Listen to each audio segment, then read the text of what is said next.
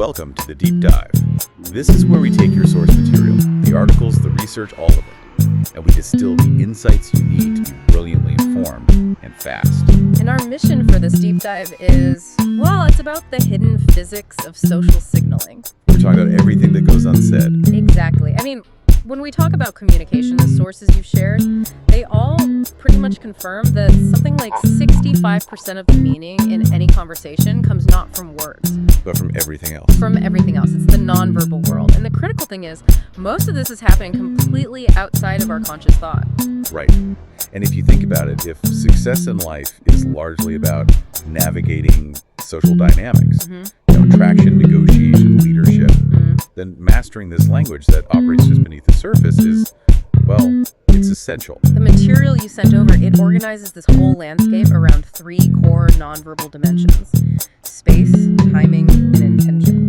So we're going to treat this less like a dry psychology lesson and more like a crash course in social engineering. We'll go from microscopic signals, like a facial twitch, all the way up to these big sociological structures that govern our groups. Okay, let's do it. Let's unpack this and jump straight into that first axis, space. We're talking about proxemics here, right? The study of how distance conveys meaning. Yeah, and we can start with anthropologist E.T. Hall's classic American framework. It's a great way to understand those invisible boundaries. It gives us 4 zones. The first being the intimate zone. Right, at the shortest distance, 0 to 18 inches.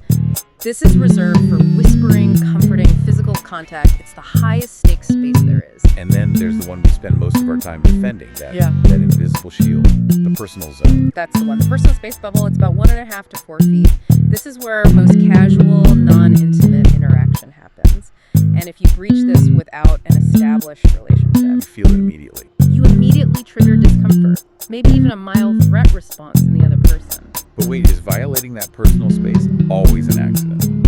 I mean, couldn't moving in a little closer just to the edge of that intimate zone, couldn't that also be a calculated power move? Oh, absolutely. Like a way to deliberately impose dominance or assert control in a negotiation? 100%. While it primarily signals either intimacy or threat, proximity is a fundamental tool of status. If a high-status person intentionally closes that distance, it forces the low-status person to either adapt or retreat. So not being able to control your own space is a clear sign of subservience. It is. Beyond that, you have the social zone, 4 to 12 feet. This is your standard professional setting. It reduces suspicion, increases formality. And then finally, the public zone, 12 feet and beyond. For lecturers or high-status people who need that distance for security or, symbolic reasons. It's vital, though, to contextualize all these measurements. Proxemics is so culturally defined. Well, for example, Latin American and Mediterranean cultures often have high contact norms. They prefer close proximity. They might see an American's preferred distance as coldness or aloofness. So if you're suddenly working on a global team, maybe a virtual one, understanding these unseen proxemic boundaries is critical. It's critical to building trust. You have to be aware of what kind of space the other person is expecting you to keep. And we don't just use our bodies to manage that space. Right. The sources bring up territoriality. Right. The idea that we use objects, an open laptop, a backpack, even just a half-empty coffee cup, To signal temporary ownership. Exactly. It's the nonverbal do not disturb sign. And it works. You've seen it in pocket shops or libraries. It's a low-stakes way to say, this territory is claimed, even if I'm not physically glued to it. It's a low cost. High-yield way to project psychological ownership. Okay, so if distance is the foundation, what happens when we start to close that distance? That brings us to the second dimension, intention. And we read this mostly through Kinesics body movement posture. And the primary takeaway here is expansion. Expansive, open, nonverbal displays. Think hands on hips, standing tall, chin up, very deliberate movements. They all convey dominance and confidence. You're literally just taking up more space in the environment. Exactly. And here's where it gets really interesting. Research suggests this expansive, open posture is incredibly potent in initial social or romantic settings. Even at zero acquaintance. Even at zero acquaintance, it signals not just confidence, but resources, whether that's time, money, social power, and a nonverbal willingness to share them. People make that inference so fast, and it's almost always subconscious. And when you look at specific attraction signals, they're often, well, kind of contradictory. Sources highlight flirtation cues like the coy smile. Which is so such a fascinating paradox. Right. It combines the lowered head, which suggests shyness or vulnerability, with this bold, sustained eye stare, signaling confidence and direct interest. It's a dual signal. It says, I'm shy, but I'm choosing to look at you anyway. And the other classic one is head tossing, Which is basically a grooming behavior. Yeah, it grabs attention, showcases the hair, and yes, some sources say it may even help release pheromones. And when things get competitive, you start seeing these rivalry signals. The sources detail something called the territorial eye flash, which is this rapid, almost darting look toward a competitor, a quick narrowing of the eyes to evaluate the threat. and then you turn back to your target with an even bigger smile. It's basically a nonverbal, high-speed microaggression, a quick, silent threat assessment, and a broadcast that you're still interested. And when you combine that with jaw tension, a subtle tightening of those masseter muscles, it's a clear sign someone is primed for a confrontation. Okay, let's move to our final axis in this section, timing, or what the sources call chronemics. This is all about how we use time. And this starts at a cultural level. We distinguish between monochronic people, those who treat time rigidly, one task at a time, and polychronic people, Who are more flexible, multiple activities at once. Right. And if you're managing a global team, you have to realize that a polychronic culture might not see an immediate email response as critical. Whereas a monochronic culture might see a delay as pure disrespect. Or incompetence. It frames the entire pace of an organization. But the truly strategic element of timing exists in conversation. It's called response latency control. And the average gap between turns in a conversation is tiny, right? Like less than half a second. It's tiny, usually 0.2 to 0.5 seconds. So strategic delays are power moves. If I'm talking to you and I take an extended processing pause, say 2 to 5 seconds before I reply, That's not just slow thinking. What's that communicating? that delay creates this powerful temporal disconnection. It broadcasts the signal, I am not obligated to be fully present in this interaction. It suggests the person has enough status that they can afford to just disregard the conversational rhythm. Whereas rushing to reply signals Eagerness, enthusiasm, and potentially a lack of confidence. So if you're on the receiving end of that intentional disconnect, is there a nonverbal counter move? How do you reestablish that connection or challenge that dynamic? Well, the only real nonverbal counter is to either match their slow timing, force them to wait even longer, which asserts parity, or, often more effectively, to use a cue that suggests their delay is irrelevant to you. Like checking your watch. Checking your watch, glancing at your phone, shifting your attention away for just a fraction of a second during their pause. It says, your delay doesn't affect my schedule. That's a great practical insight. Okay, let's zoom right in now to the micro world. Let's start with micro-expressions and decoding truth. Micro-expressions are the ultimate leakage of genuine emotion. They're these brief, involuntary facial flashes that happen in less than half a second. They're almost impossible to suppress. That's impossible, which is why they're studied so intensely in, security, negotiation, lie detection. And the sources recap those 7 universal emotions we can detect this way. Happiness, sadness, anger, fear, disgust, surprise, and contempt. We don't need to know all the specific muscle names, but the indicators are key, like true happiness. The Duchenne smile. Right. It involves involuntary muscles around the eyes, creating those crow's feet. You can't fake it. And the key is that they're involuntary and they're rapid. Beyond the face, we also see our internal states revealed through these kinesic details known as adapters. Like scratching or just twirling your hair, fiddling with a pen. Exactly.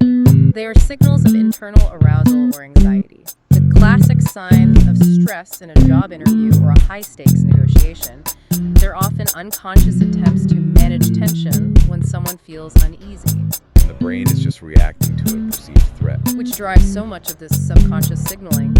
When we look at the neuroscience of that threat response, it's not just about any emotion, it's very specific. It's about danger. Right. Neuroimaging research shows that when people view faces showing different emotions, only fear and anger caused a significantly greater response in the amygdala compared to neutral faces. So the amygdala is fundamentally wired to prioritize and process threat signals above all else. We are hardwired to spot danger first. That's what the data suggests. So, if we understand how our bodies accidentally leak emotion and signal distress, let's flip it.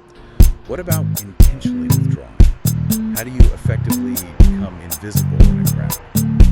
The goal there is what the sources call strategic inconspicuousness, or normative blending. The principle is to present a non-threatening average pattern that the brain just skips over. You want to avoid becoming a pattern interruption. Precisely. And there are a few technical mechanisms for this. First is movement minimization. You have to drastically reduce fidgeting, eliminate sudden movements.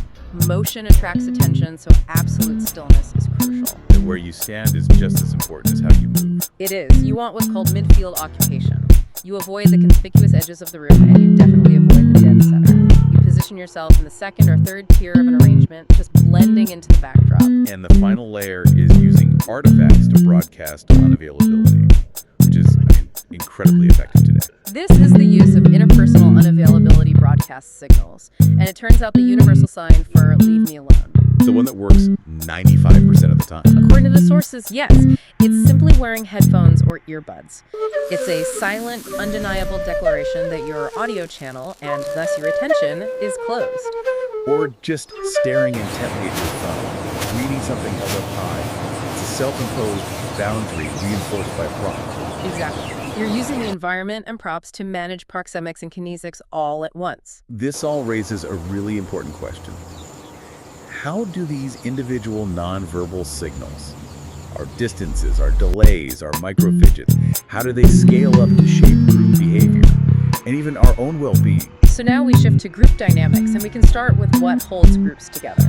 We distinguish between two elements here: task cohesion. Which is the commitment to the group's purpose, like a project team with a shared deadline. Yes, and social cohesion, which is the liking, the emotional attraction among members, like a group of friends who just enjoy each other's company. So you need a mix of both to establish a positive group climate or morale. You do, but this blend can go wrong.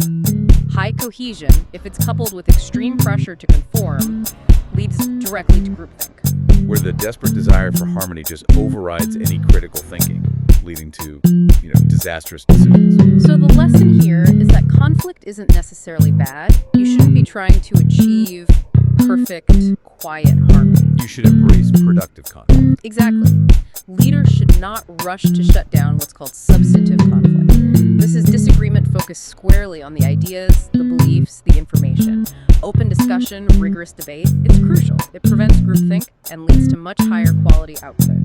But if the conflict becomes personal relationship conflict, that's where cohesion completely breaks down. That's the key difference. Substantive conflict is valuable. Relational conflict is corrosive. One strengthens the task, the other destroys the social fabric. Let's pivot to a really crucial self-coaching tool that uses these ideas of distance and perspective in a highly personal way: psychological distancing.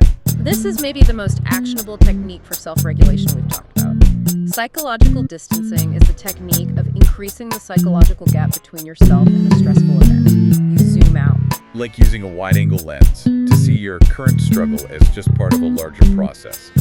Yes, but the mechanism for doing this is rooted in language, which is fascinating. You're using a verbal tool to manage nonverbal anxiety. And it's all about a language shift during introspection. Entirely. So instead of dwelling in the first person, why did I fail? What should I have done? You refer to yourself using the second or third person. You ask, what should you do next? Or you even use your own name. Why is your name feeling this way?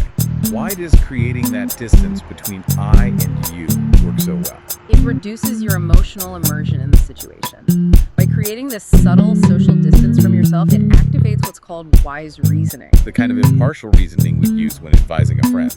Exactly. It lets you recognize the limits of your own knowledge and the changeability of the future things you forget when you're emotionally swamped. And the benefits go way beyond just feeling calmer in the moment. They absolutely translate into physical well-being. Studies confirm this distancing leads to significantly less emotional distress, less rumination, but crucially, participants who use this technique reported fewer physical stress symptoms, fewer headaches, less stomach upset weeks later. That small shift in language literally makes your body feel safer. That's the takeaway. So really, what does this all mean? We've covered ground from the intimate sub-inch zone of proxemics to the strategic use of silence and chronemics to the tiny movements that broadcast anxiety. It seems like the ability to interpret and intentionally manipulate all this space, timing, movements fundamentally governs our success. Yeah, in relationships and negotiations, and ultimately in how well we regulate our own internal state. We saw how expansive posture signals status right away,